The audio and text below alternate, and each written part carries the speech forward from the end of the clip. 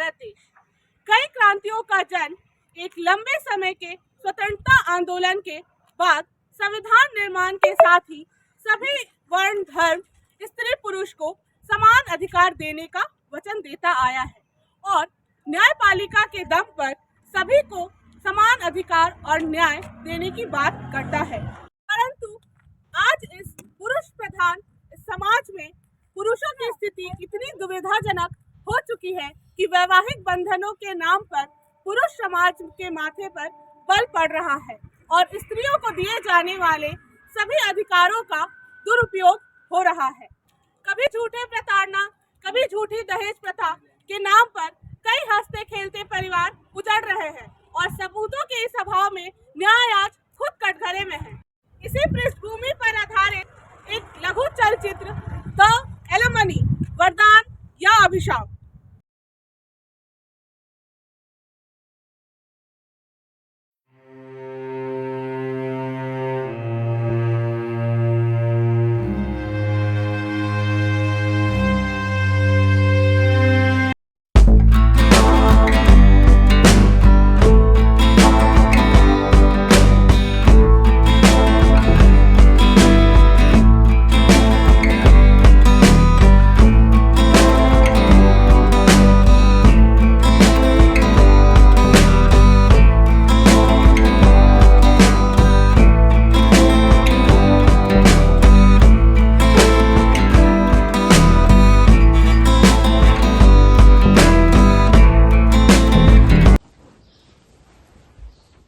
ये लाल दुपट्टा हमारे वैवाहिक जीवन का प्रतीक है।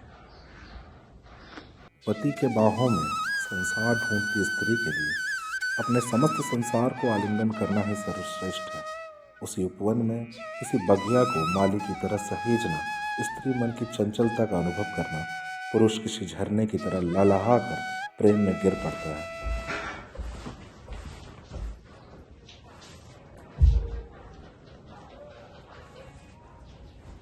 आप तो मुझे ऐसा गिफ्ट नहीं देते हो, आज आपने कैसे दे दिया? ये टेडी देने का कारण है कि मैं चाहता हूँ कि हम भी अपने परिवार को आगे बढ़ाएं और इस बारे में तुम भी सोचो।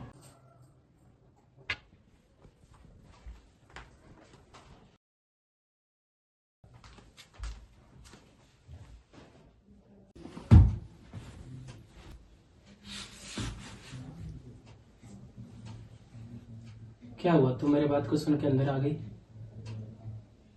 क्या तुम नहीं चाहती हो हमारा परिवार आगे बढ़े? अगर तुम इस चीज से खुश नहीं हो तो कोई दिक्कत नहीं है। तुम्हारी तुम ऐसा सोच भी कैसे सकते हो? तुम्हें अच्छे से पता है कि मैं एक क्लासिकल डांसर हूँ और मैं एक बच्चे की वजह से अपना डांस का करियर खराब नहीं कर सकती। मैं बच्चे के परवरिश में तुम्हारा पूरा सहयोग करूंगा और इस बच्चे से तुम्हारा क्लासिकल डांस में कोई दिक्कत नहीं होगा। भरोसा करो मेरे पे। मैं सब समझ रही हूँ कि तुम ऐसा क्यों बोल रहे हो। तुम्हें अच्छे से पता है कि अगले महीने मेरा डांस का कंपटीशन है नेशनल लेवल पर, फिर भी तुम अभी इस टाइम पे बच्चे की बात करके मेरा मन डाइवर्ट करने की कोशिश कर रहे हो। हमको इस बारे में अब दोबारा कोई बात नहीं करना है। हम जा रहे हैं अपने डांस क्लास प्रैक्टिस के लिए। शायद उस दिन मुझे बच्चे के बारे में सोचने से पहले मुझे अपनी वाइफ से डिस्कस कर लेनी चाहिए थी। मैं ऋषिका से बात करके फिलहाल के लिए इसे यहीं पे ख़त्म करना चाहता हूँ। जब उसका कंपटीशन ख़त्म हो जाएगा तब मैं इस बारे में उससे आराम से बात करूँगा।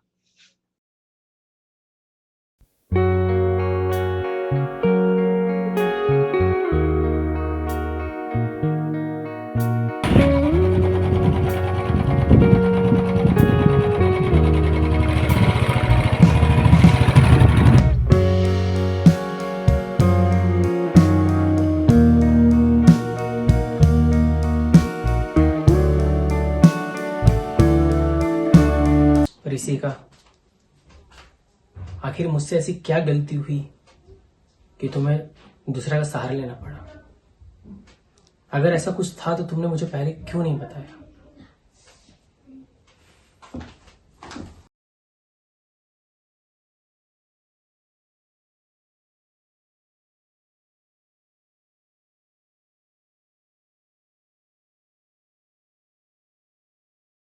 आखिर तुमने ऐसा हरकत क्यों की?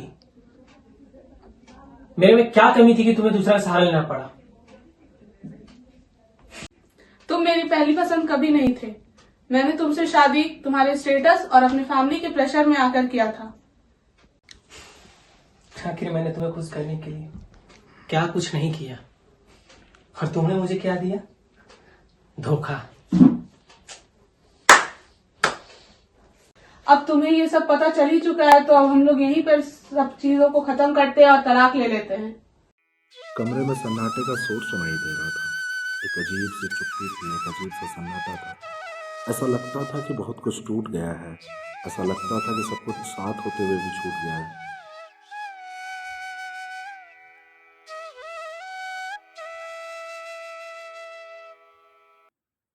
ज्ञान सुधा मिश्रा जज ऑफ फैमिली कोर्ट रांची पधार रहे हैं।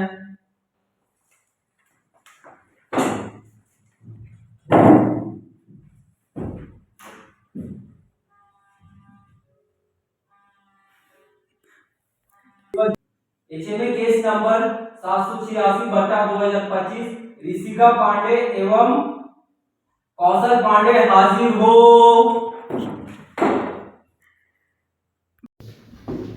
मैं लॉर्डशिप, ये मेरी क्लाइंट है ऋषिका पांडे। ये एक जाने माने क्लासिकल डांसर है, और ये इन्होंने जो केस फाइल किया है, इन्होंने अपने हस्बैंड पे केस फाइल किया है।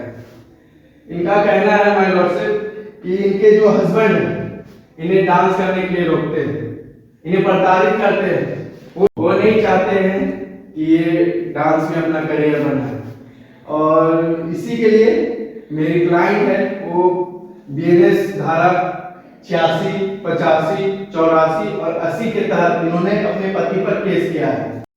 साथ ही मेरे क्लाइंट ने हिंदू मैरिज एक्ट 30A और 30B के तहत कौशल पांडे जी पर तलाक के लिए अर्जी डाली है। साथ ही मेरी क्लाइंट परमानेंट एलिमनी के तौर पर 1 करोड़ अपने पति से डिमांड करती है, और साथ में हर महीने के खर्चे के तौर पे 25,000 की मेंटेनेंस के तौर पे अपनी मांग रखती है।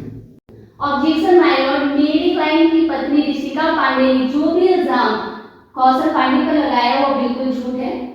असल में ये तलाक का कारण यह था कि मेरी क्लाइंट कौशल पांडे यह चाहते थे कि वह दोनों अपनी शादी को एक नए मोड़ पर ले जाए, जिसके लिए ऋषिका पांडे तैयार नहीं थी, क्योंकि उनका मानना था कि बच्चे की वजह से उनका करियर खराब हो जाएगा, बुरा असर पड़ेगा डांस पर। आज मेरी क्लाइंट को यह पता चला है कि ऋषिका पांडे का आकाश वर्मा के साथ में अफेयर चल रहा है, तो मेरी क्लाइंट से कानून के जरिए मोटी रकम वसूलने का प्रयास कर रही है। ऋषिका पांडे, आपके पति कौशल पांडे के वकील जो कह रहे हैं वो सच है या नहीं?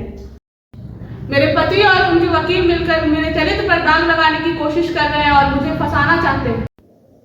कौशल पांडे, क्या ये सच है कि आपने अपनी पत्नी ऋतिका पांडे को दहेज के लिए प्रताड़ित किया है? जज साहब, मेरे पे जितने भी आरोप लगे सारे बिल्कुल झूठ है।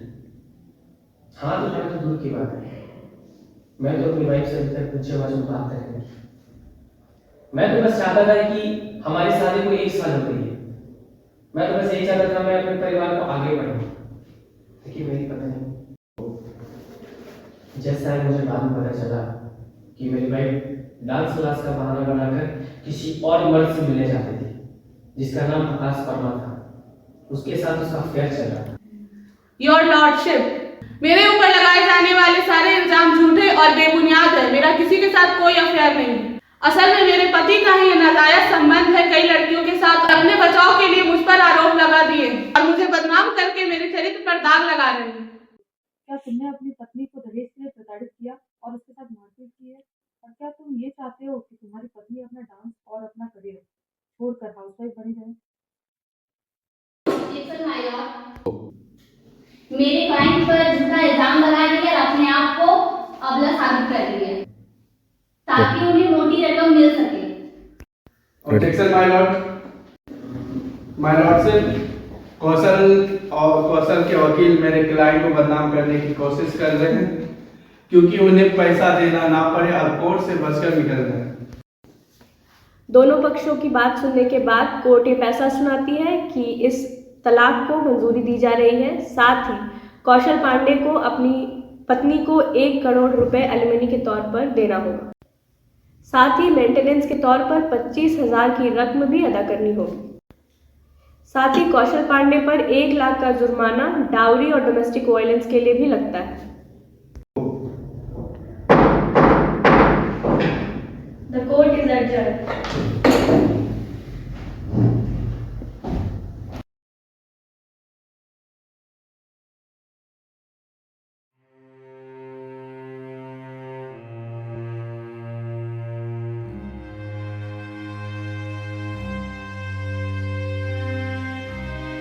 न्याय मांगते हम तुझी से, न्याय का देखो अधिकार कहाँ है। न्याय मांगते हम तुझी से, न्याय का देखो अधिकार कहाँ है। मैं पुरुष तू स्त्री, मैं पुरुष तू स्त्री, समानता का संसार कहाँ है। तेरे आंखों से पट्टी खुल गई, तू देख सकती है ऐसा पढ़ा अखबारों में, तू देख सकती है ऐसा पढ़ा अखबारों में। न्याय का दम घुटता देखा गली बाजार चौबारों में। कैसे झूलूं ना फांसी के फंदे पर मैं, और कर भी क्या सकता हूँ। कैसे झूलूं ना फांसी के फंदे पर मैं, और कर भी क्या सकता हूँ। मैं मर्द हूँ यही अपराध मेरा, बस चैन से मर सकता हूँ, बस चैन से मर सकता हूँ। समाज की नजरों में गिरा हुआ सही होकर भी सही कहाँ है। खुद मर्द होकर भी मर्दों ने सही को सही कहा कहाँ है। अंतिम पुकार मेरी बस सुनते जाओ, अंतिम पुकार ये मेरी बस सुनते जाओ। रात घनी अंधेरी है कोई तो दिया जलाओ। न्याय की देवी के सामने कोई जोर से चिल्लाओ, न्याय की देवी के सामने कोई जोर से चिल्लाओ। तराजू को ऊपर नीचे नहीं बराबर में लाओ, बिना आग के बेटों को मत जलाओ। घरेलू हिंसा दहेज प्रताड़ना बोलकर फायदा मत उठाओ। अब बस एक लक्ष्य बनाओ, पहले मर्द बचाओ, पहले मर्द बचाओ, पहले मर्द बचाओ।